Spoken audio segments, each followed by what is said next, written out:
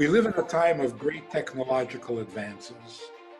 We live in a time where we believe almost blindly, almost religiously, in the powers of science and scientists, experts, doctors, and yet we are suddenly finding ourselves without a solution, without a clue. We don't know what we're dealing with. We don't know how to respond. We don't know how to control it. We don't even know what it is. And it's very good for the soul to be reminded that we have not mastered the universe. We have not conquered nature. We still have a long way to go for that. Now, there are people who actually say, and they say, why would God allow such a virus? Why would God allow such a pandemic? Why would he allow it?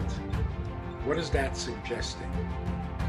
It's as if some things happen and God intervenes, but then there are other things that happen and God doesn't intervene. Nothing happens unless God makes it happen. Everything that happens for a divine purpose and a divine reason. Otherwise, it cannot happen. Everything we're going to experience is going to be divinely orchestrated for our benefit. The world is shutting down all its practices. What is our schedule made of? We go here, we go there, we do a little of this and we do a little of that, and then we come home and we've had it.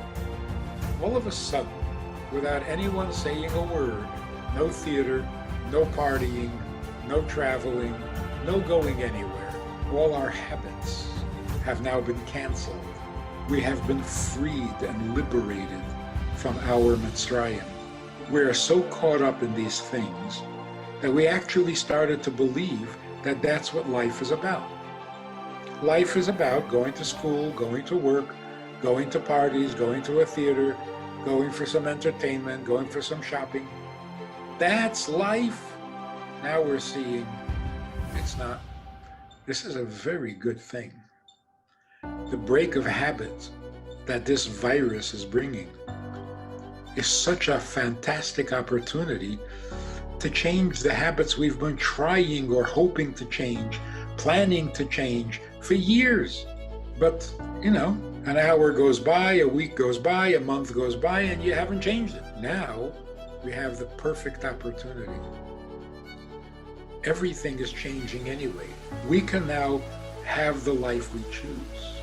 We are encouraged by events to rethink where we put our energies. What are we living for? What are we getting up in the morning for? The world is going to be a much better place as soon as this thing is over. That is really a pre-Pesach message. Every generation has to come out of its Mitzrayim, out of its enslavement. And what we're seeing now is, like in the days of Egypt, Jews were pushed out of Mitzrayim. Here we're being pushed out of our habits. We're not asked, we didn't volunteer, it's being done for us. If we take advantage, if we keep our heads and we see the opportunities, by Pesach time, we can have a much healthier life, a much healthier planet.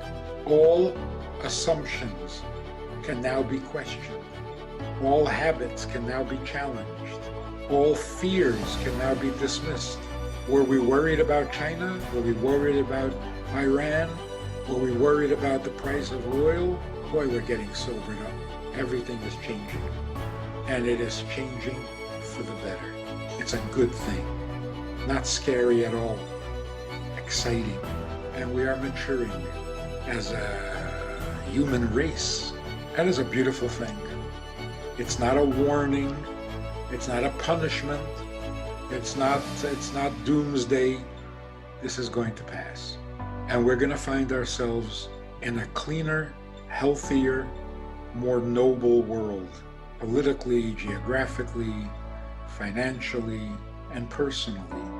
So now is the time to think not of ourselves but of others, We have to become more alive, more enthusiastic about our mission and our purpose. We're going to do mitzvahs we've never done before because we're going to have more time.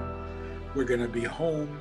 We're going to become better mothers, better fathers, better husbands, and better wives because we have no choice.